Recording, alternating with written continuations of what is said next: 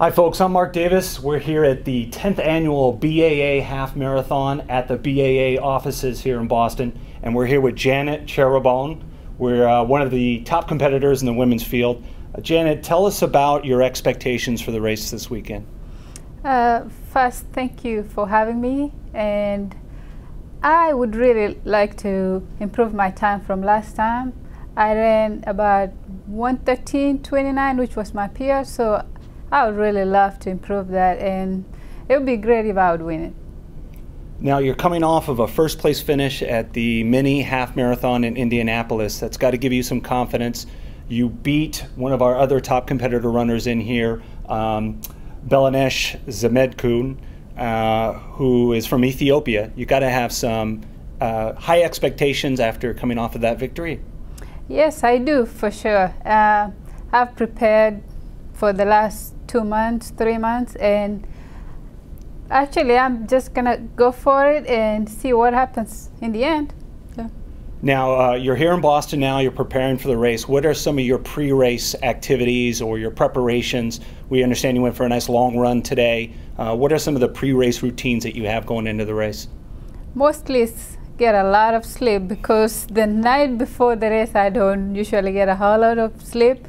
So today is my day to get a lot of sleep, drink a lot, Gatorade, water, and eat well. So. Now, we have a new course here this year in 2010 for the 10th anniversary. You ran the course in 2008. You haven't been out to the course yet, but do you plan to go out to it and maybe look at it a little bit?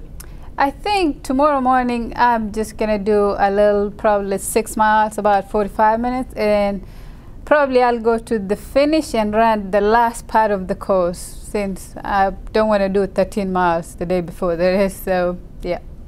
Now, speaking about some of the competitors in the field, is there anybody in the field that you're excited to race against?